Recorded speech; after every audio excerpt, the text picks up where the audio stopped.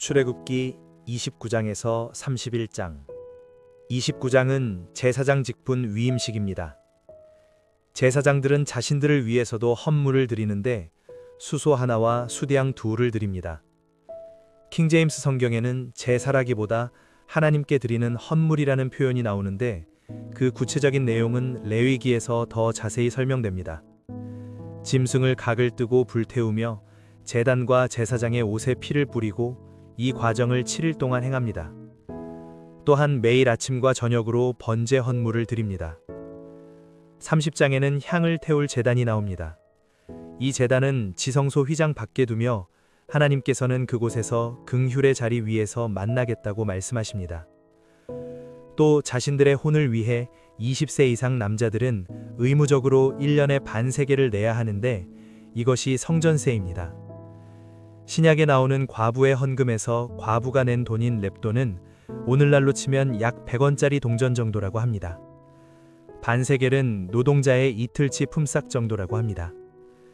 당시 헌금통은 나팔관 모양이었는데 돈이 들어가면 꽹가리 같은 소리가 났다고 합니다. 많이 넣을수록 소리도 크게 났겠지요. 그러나 후에 보면 모색 때 사람들은 은혜를 받고 너무 많은 헌물을 가져와서 오히려 그만 가져오라고 할 정도였습니다. 내 것을 희생하여 드리는 것이 예배이며 그 안에는 시간과 돈 등 여러 가지가 들어갑니다. 그리고 사람은 은혜를 받은 만큼 드리게 됩니다. 예수님께서는 과부와 고아를 돌보라는 하나님의 말씀은 외면한 채 헤롯 성전을 헌물로 화려하게 꾸민 것을 책망하셨습니다. 사람의 이런 심리를 아시기에 반세겔로 정해 놓으신 것은 아닐까 하는 생각도 해봅니다. 하지만 이러한 규정들은 이제 폐해졌습니다. 11조를 내든 반의 11조를 내든 3분의 1조를 내든 그냥 헌금을 드리든 그것이 신앙의 기준이 되는 것은 아닙니다. 중요한 것은 내가 은혜를 받고 감사함으로 하나님께 드리는 마음입니다. 또한 하나님께서는 부살렐과 오홀리압에게 하나님의 영을 주셔서 성막을 만드는 일을 할 수 있는 능력을 주십니다. 그리고 성막을 지을 때에도 안식일을 지켜야 했습니다. 예전에 어떤 영화에서 한 해적이 이렇게 말하는 장면이 생각납니다.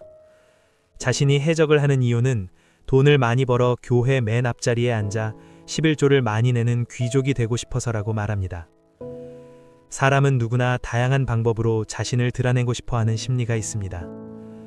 그러나 하나님의 시선은 부자이든 가난한 자이든 심령이 가난한 자에게 있음을 말씀을 통해 깨닫게 됩니다. 오늘 하루 성막의 덮개 하나에도 규정을 두신 하나님을 생각합니다.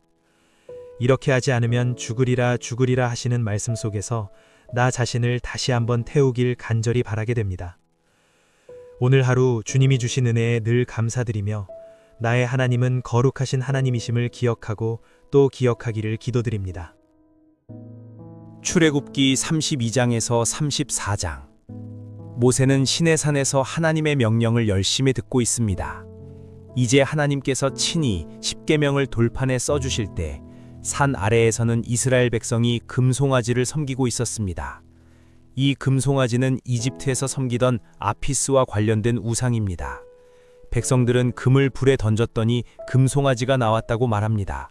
그리고 그것을 두고 이스라엘 사람들이 벌거벗었다고 성경에 기록되어 있습니다. 지금 시대에도 보헤미안 그로브라고 불리는 곳에서 부엉이를 상징으로 섬기는 집단이 있다고 합니다.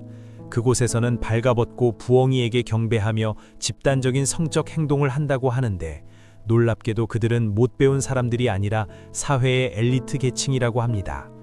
하지만 사람은 못났든 잘났든 일이 풀리지 않으면 우상을 찾는 마음이 생깁니다. 우리는 이런 모습을 보며 스스로를 돌아보아야 합니다. 이 날은 모세가 율법을 받아온 날, 곧 77절과 관련된 날이기도 합니다. 모세 편에 선 레위 자손들은 반대편에 선 사람들 약 3,000명을 죽입니다. 구약에서는 이렇게 죽음이 있었지만 신약에서는 오순절에 성령이 강림하시면서 3,000명이 회심하여 다시 살아나는 일이 일어납니다.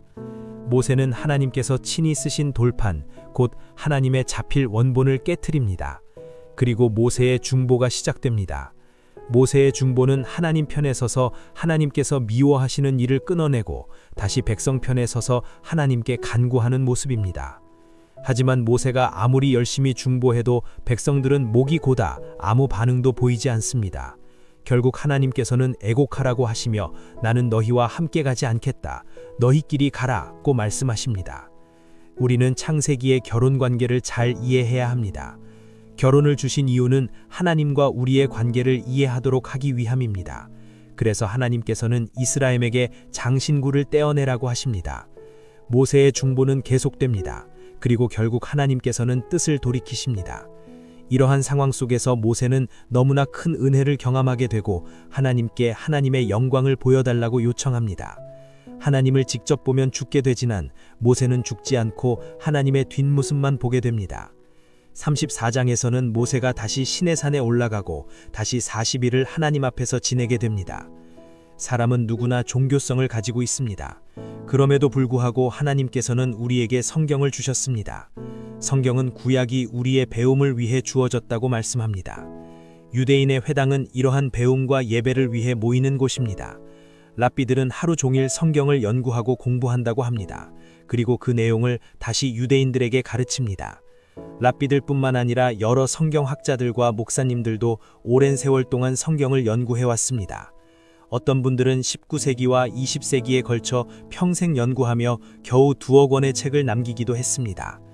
우리가 이렇게 어려운 성경을 어느 정도 이해할 수 있는 것도 보이지 않는 수많은 사람들의 희생이 있기 때문입니다. 오늘 하루 가정이든 사회든 교회든 어느 누군가의 희생 없이는 유지될 수 없음을 깨닫습니다.